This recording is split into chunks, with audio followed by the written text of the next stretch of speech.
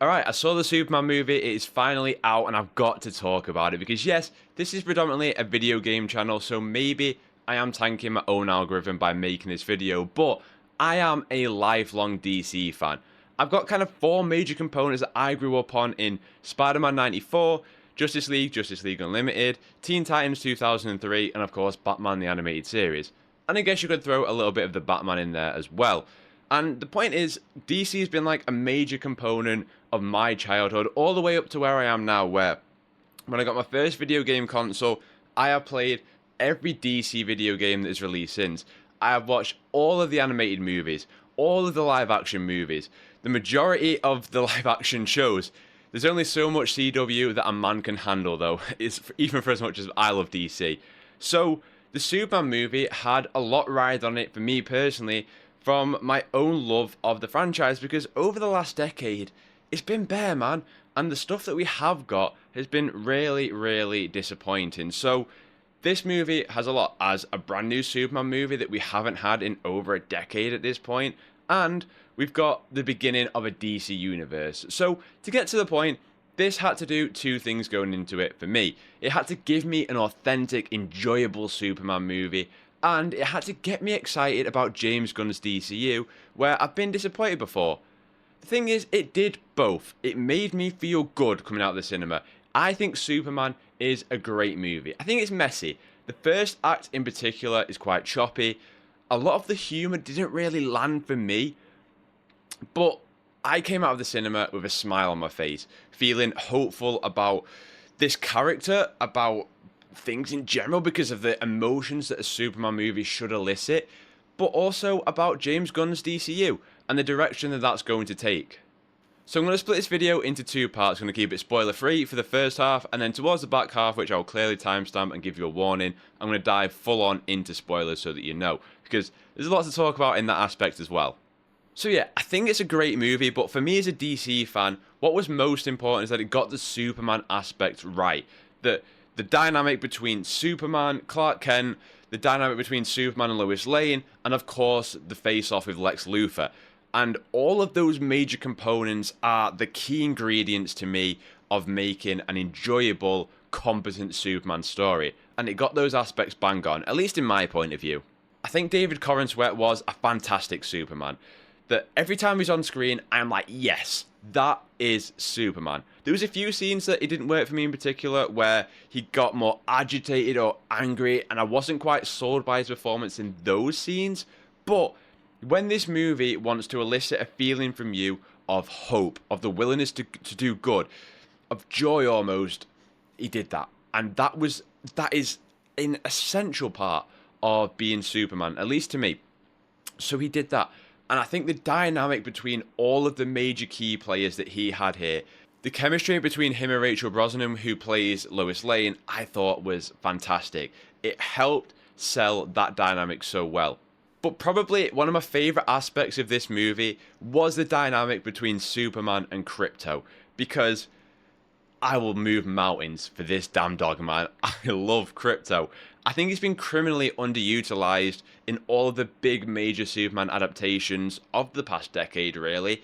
And to see him get such a major role here, I thought was a great idea. It fits so well with the theme of the movie, and he's a scene stealer. It is that simple. Every time he was on screen with David Corenswet's Superman, he's just brilliant, and it's a great usage of him that, you know, Krypto isn't this well-behaved dog. He's an absolute nightmare. And of course, for those of us with dogs that are also nightmares, you have that relatable side of it too.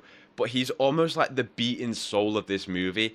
And alongside a movie that's meant to inspire hope in people, that's meant to have you leave the cinema feeling that little bit more hopeful, with a smile on your face, I think Krypto was the smartest addition they could have added to this film. And again, a Superman is only as good as his counterpart Lex Luthor, and I thought Nicholas Hoult was really good here. I wasn't too sure about the casting at first. When I first saw him in those trailers, I was like, okay, I'm not quite sold yet. But by the end of this movie, when you get the pure hatred of Lex Luthor towards Superman, I was sold. There is a scene towards the end that I'll talk about a little bit later that really sold that dynamic, and again, it's an unconventional kind of relationship that Superman and Lex Luthor have, in this pure hatred and jealousy that Superman just comes out of nowhere and everyone like worships him, and every fiber in Lex just wants to take this guy down. And I think, again, this movie, that even though in that first opening act it was a little bit messy, it did that job very well that it needed to do.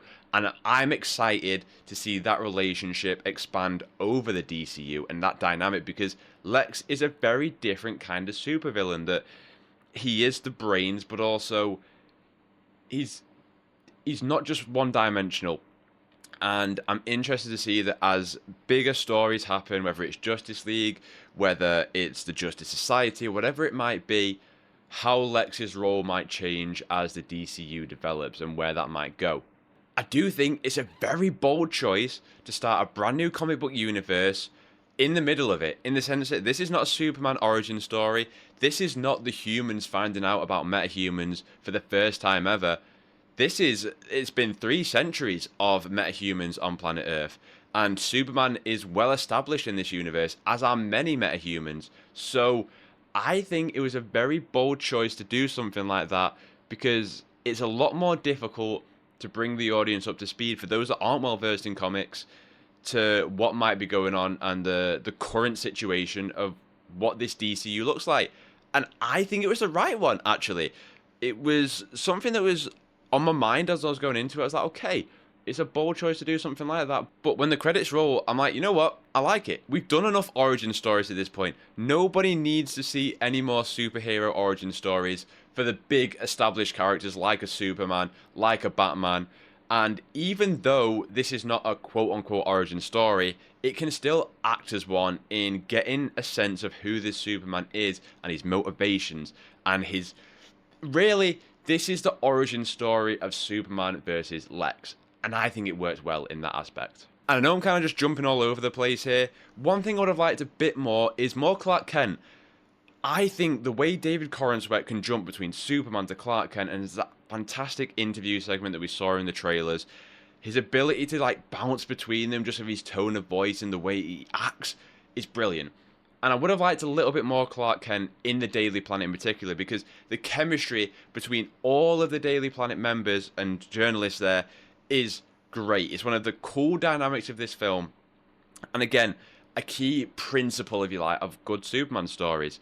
And seeing the dynamic between Lois Lane and Jimmy Olsen and the way they just bounce off each other, I'd like to see a bit more Clark in those situations. And again, I just think this movie could have benefited from being like another 10 to 15 minutes longer, and we get a little bit more Clark Kent in there, because, as I say, that first act is just so jam-packed that so much is thrown at the audience, and I just think it could have benefited from a little bit of a longer runtime, but it's a very minor criticism in that sense. But what I think that this movie does really well, and it's been a big disappointment of mine in the MCU, is that after Endgame, I was thinking to myself, alright, it's going to feel a lot more like a comic book universe now, where characters are just going to show up for quick appearances, and it feels actually lived in, rather than like, if another character is there, they're there for the entirety of the movie, that they are a major component of that movie, whether it's WandaVision in Doctor Strange or anything like that. The only time we've ever really had in the MCU when it comes to the movies is Daredevil showing up in No Way Home. So in Superman, one of the things that I like about it is that it really does feel like a lived-in comic book universe. The Justice Gang show up, but they don't need to kind of undergo these major arcs themselves. Like, that's something that I was worried about going into it, is this movie's going to have too much going on. Too many side plots, and there is a lot, but it just about gets the balance right. It's not all perfect, and as I say, that's where it comes back to being a little bit messy, but it gets the balance right of having all of these superheroes in there and still managing to tell a core central story. And I think the Justice Gang here really add value to that. And this helps it just feel like a comic book universe in that they don't all go through these deep, major personal character arcs, but their additions to the story feel straight out of a comic book in that they show up, they disappear. They show up, they disappear. Like, they aren't there for the entirety of it, and that's why they work here, and that's why it feels like a good comic book movie. Like, there are things in the plot here that you can pick out and be like, well, that doesn't really work, or that happened a bit too quickly, or why is everyone acting like that, for example, despite some person's actions. And yeah, that obviously will put some people off. I think there are parts where I was like, all right, a lot of the time I'm willing to give movies like, just be like, you know what, I'll suspend my disbelief for a little bit. But even at points here, I was a little bit like, that seems a little bit too convenient, you know what I mean? And yeah, I know that it's part and parcel of comic book movies, but there was a little bit too much of that at times for me. And I can't talk specifics, of course, without going to the spoilers, which I'll do shortly. But that is definitely what dragged aspects of this movie down for me, alongside, like I say, that first act a little bit more. I do think the action scenes look pretty good here as well. There's a few moments where the CG is like a little bit iffy and some of the flights a bit wonky, but it's hard to do that stuff, man. It's the same problem we keep running into with like super speed, but some of the fight scenes they're good, especially when Superman's up against Ultraman. They do look good, and some of the sequences towards the end are great as well. But there's a lot of great character moments here, not just from Superman, but from others, including Lex as well, and that really embody the characters and draw from even panels that I can remember from comics. Like, they draw so far from it that there's a lot of All-Star Superman here for those that have read it, and you can clearly see the inspirations that are there from that. And of course, what works really well was the music and the cheating a little bit. And I do have two different feelings on this, in that I thought the music outside of the main theme was pretty bland. Like, there wasn't much going on. It didn't do too much for me, if I'm being completely honest with you. But that main theme, and the cheating a little bit, because it's like a recomposed John Williams main theme. But man, when it hits, like the scenes that it accompanies, it just elicits the best feeling from you. Like, you feel that John Williams theme from the original Superman, you generally feel like you can soar yourself. And again, the major moments here when that theme just soars and roars, it's just fantastic. And yeah, I'm disappointed by the music outside of the main theme, but that main theme is just so good that I almost can't be disappointed by it. But just generally, before I jump into spoilers, I left the cinema with a big smile on my face, excited about the future of the DCU, but just happy that we've got a great Superman movie that I can't wait to go and watch again, that gave me all the right feelings that I would want from a Superman movie, that it wasn't too over the top light and giddy, but it showed a different aspect of Superman that not many people have seen, in that he will get beaten up and he will fail.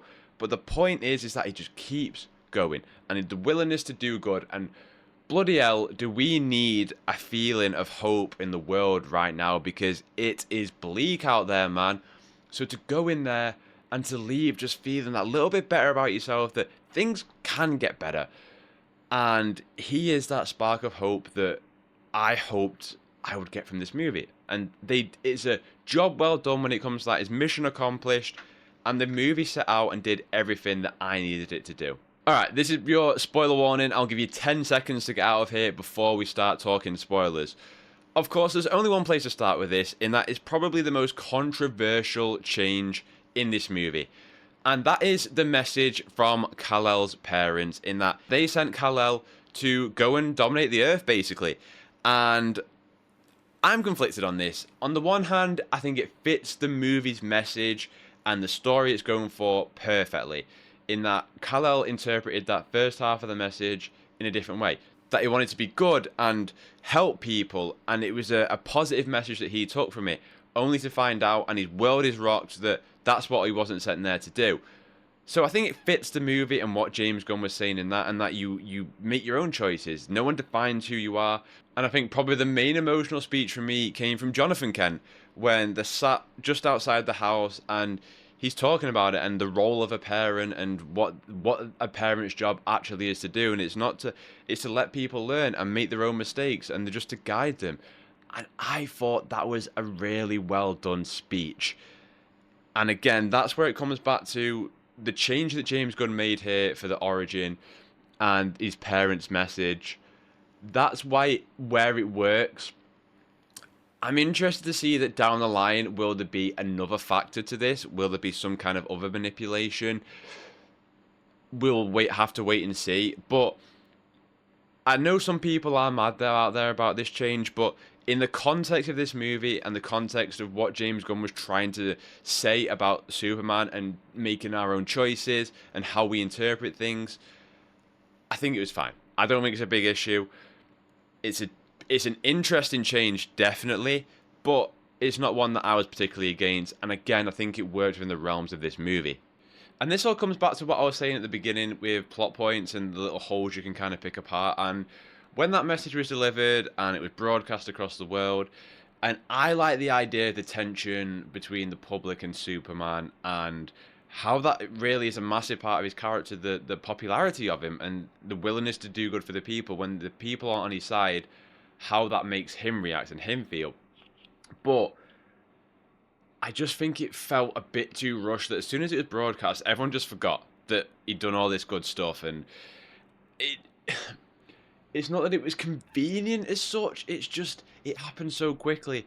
You know, he still had his believers, and you know, obviously you have the whole conflict going on with the potential war, and he still had his believers in that side. But I do think it's also some of the better Superman moments where people start throwing cans at his head and they hate him and hate him. And it's a good summation also of modern society and just how fast things can change like that. But yeah, some of those plot points, and especially the one after the message is delivered, I wasn't quite on board with. Of course, I've also got to talk about the comic book aspect of it, as I mentioned before, because I could only briefly touch upon it. But this is what I mean when I talk about a lived-in comic book universe, that Peacemaker just rocks up for some random interview and just starts dogging on Superman. The Supergirl at the very end shows up and is just setting up Supergirl, Woman of Tomorrow. And you have trucks that are going to Gotham. You got Stag Industries or Stag Enterprises in the background. There is so many little mini Easter eggs going on here. And as I say, you add the Justice Gang to all that. You got Metamorpho. This is what I'm talking about, in that it feels ripped right out of a comic book. That I think about the amount of comic books I read where, like, you just see someone bobbing for, like, a panel and they're gone. And that's what I mean about that. And I know it's very difficult when you're talking about live action, in that you got contracts and people are filming other things and all that jazz. But this is something I hope we see more of going down the line in regards to not just DC, but in the MCU as well, in just little brief scenarios and comics, because it goes a long way to making it feel lived in. And again, there's that scene with Superman and Lois, and they're just having a heart-to-heart while the Justice Gang are in the background fighting this massive monster. And it's like, you know, don't worry about it. Like, it happens every day. And I like that. I think that's great, because one of the boring aspects of things is that nothing happens between these movies. Like, when you think about, like, Batman Begins to The Dark Knight to The Dark Knight Rises, like, we don't hear much about other enemies that he's fought. And I like the idea that they're building out this DCU as, oh, well, this has all been happening for a long time. We know about this kind of stuff. This shit happens in Metropolis every day.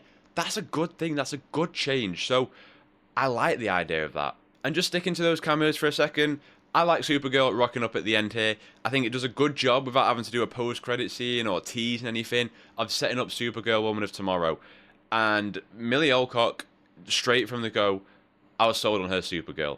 And having read Woman of Tomorrow, if they fully adapt that story, I'm not sure I'll be able to take it after watching Superman and the events that happen here. I won't spoil what that is for anybody who hasn't read it, but for those that do know, man, that is going to be a tough watch after Superman, for reasons that I will not spoil. But yes, and I love the little exposition about, like, how she goes where there's a red sun so she can get hammered. Absolutely the kind of person I'd go on a night out with. So yeah, I liked that aspect of it too. So I think it's a good cameo, really well done. And it also comes back to Krypto at the end of the day. I love this dog, man. Every scene that Krypto is in just steals it. And I know it was modeled on James Gunn's dog, and he talks about, like, putting his own personal experience in there, that he's this little shit sometimes, he's not well trained, but you just can't help but love him. And when Krypto is just this absolute nightmare all movie, but when he gets captured, again, it's that, like, emotional heartbeat of it all, that when he comes back and he rescues him, and at the very end, when Superman's fighting Ultraman and Lex is monitoring with all the little drones, and Superman just like, Krypto, get the toy, and he, like, goes super, it's like him going Super Saiyan, and he just bang, and he goes after all the toys, and it's great. And that's the dynamic that works so well. And they just have such really good scenes in that when Superman got injured and they're lying back at the Kent's farm, and he wakes up and he's just like lying on his chest. And that's the cool dynamic of Superman and Crypto here. But yeah, I love them fighting together, and just the scene when they again, it comes back to the music as well. Like it rules. But the scene when they just fly up, and then Superman does his little heat vision around in a circle and takes out all of Luthor's boys, and it's great. I really, really enjoyed that aspect of it. And again, Crypto just a scene stealer for me. And of course, the final showdown with Lex and Superman, and they're staring at each other, and Lex just talking about his jealousy of him, his hatred, and people worship him, and the Superman's like, well, that's where you get it wrong. Like, I'm just trying to do my best and put one foot in front of the other and what it is to be human. The speech didn't like blow me away or anything like that, but at its core, that is the core of Superman. Like, that speech nailed the fundamental principles of the character. And even though it didn't do too much for me, and I enjoyed Jonathan Kent's speech that bit more, I like this scene, and I think it's important. It's a little bit on the nose, and I think people will pick it apart a little bit in terms of what it might mean, and I think it's a little on the nose in that sense. But yeah, it's one of those where I'm glad it was included. Did it work for me? Yes and no, but at the same time, it hammered home the point of what it is to be Superman. And again, it will go down in David Corenswet's moments of the defining the character and the big moments in the DCU. So again, that was a really good point between Lex and Superman, and just you see it at the end, and it was brilliant from Nicholas Hoult. The emotion in the face, like the pure, like crying hatred. You always, you know what I mean, like that, just anger. But like, I really felt that in that moment, and you could kind of almost feel that was the beginning of the real rivalry between the two of them. Like, Lex had hated him, he'd learned and studied him and the obsession.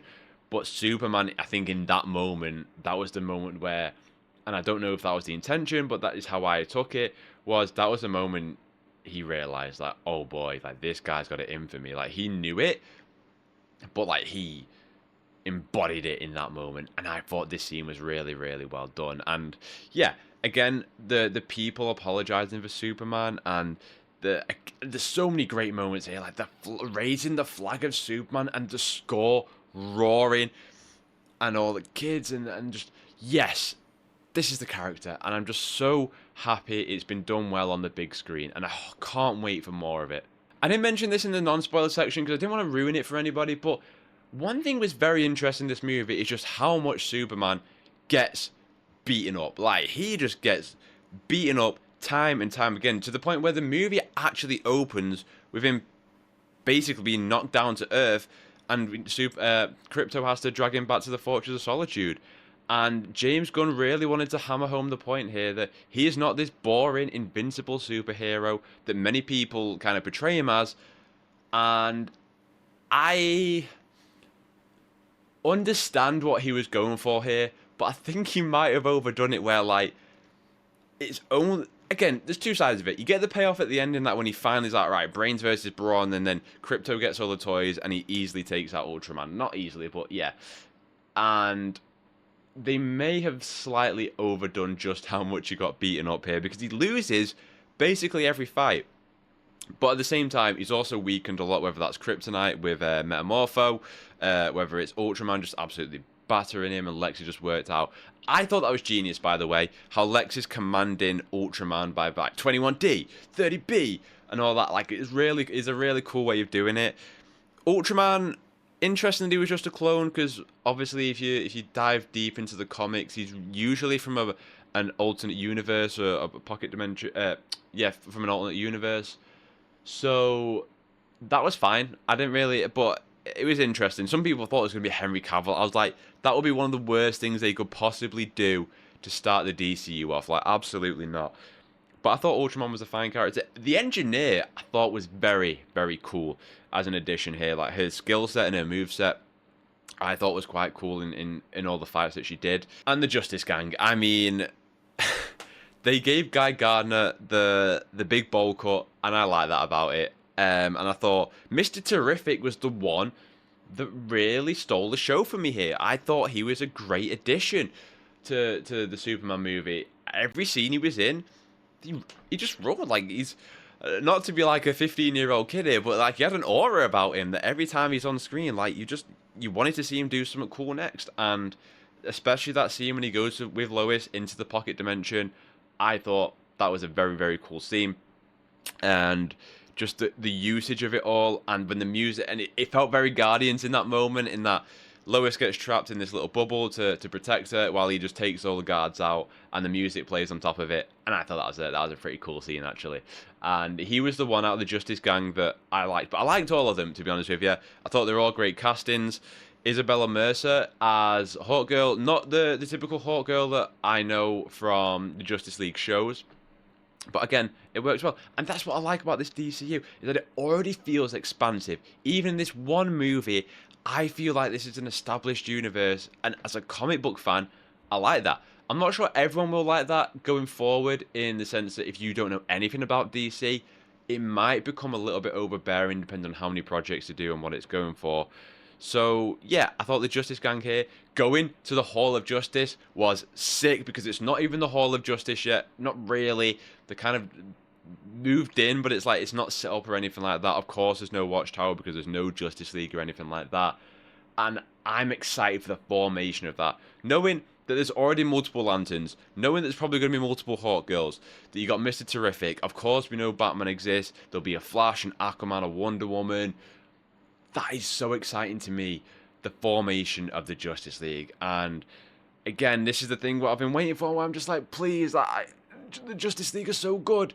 Like, they're so different to what the Avengers are, and the villains that they face are so different, that the DC is, yes, it's darker, but it's also a lot more mystical than Marvel. Of course, Marvel has its mystical elements, but I love that side of things in just the sheer variety of DC supervillains. So I've been playing a bit of DC Universe Online recently, and just remembering, like, oh my god, like, there's so many types of DC villains here. Anyway, enough babbling about that. So yeah, at this point I realise that I've been rambling on for a long time at this point, but I just want to end in terms of the future of the DCU. I believe it's came out that the current plan is 2 movies per year, multiple live action shows, and 1 animated show per year for the DCU. And obviously, as a big DC fan, I'm like, yes, give me anything.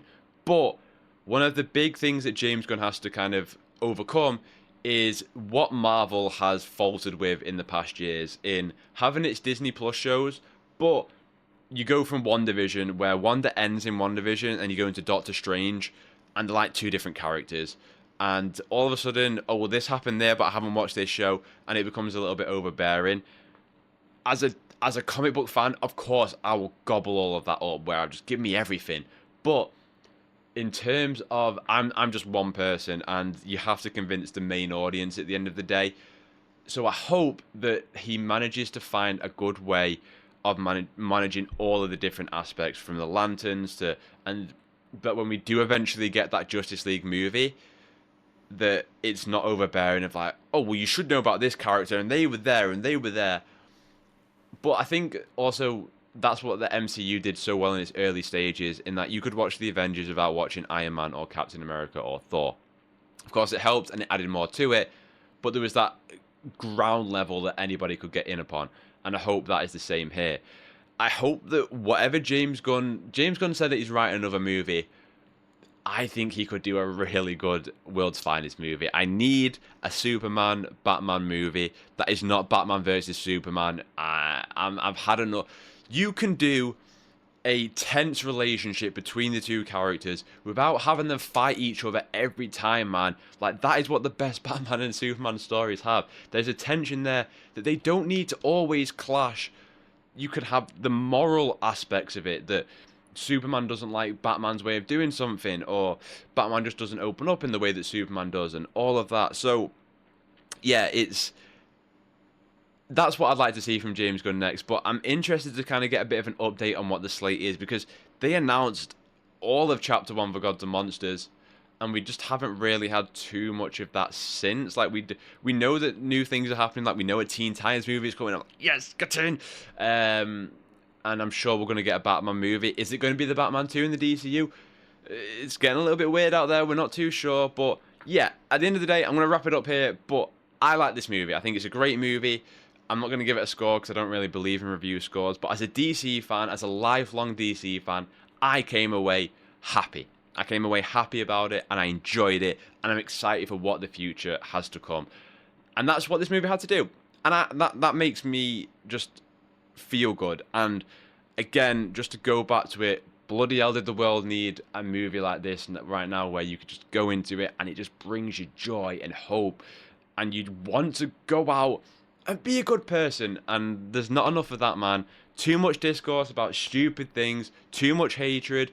Everyone just bashes each other for not liking things when it used to be the main thing to just be like, you think that's cool? I think it's cool.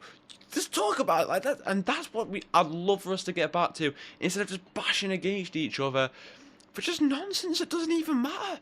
So, anyway, I appreciate if you stuck with this video for all this time and you've watched up to now. Thank you so much. Thank you for listening to me ramble about this. I love DC, as you can tell. So, yeah, I usually talk about video games here, but for the odd time when we get new DC stuff, I will cover it on this channel going forward because I have to, man. I love it too much. So yeah, if you enjoy the video, dropping a like on it. Let me know if you've seen Superman. What do you think of it? What do you want to see from the DCU going forward? And as I say, if DC is your jam, make sure you subscribe, especially when it comes to video games. But it'd be usually news, reviews, guides, streams, all that shebang. But obviously, when DCU projects roll, I'll be doing those too, so make sure you are subscribed. All my socials are linked down below. I hope you have a terrific day. Play games, get gains, and I will catch you in the next one. Look up.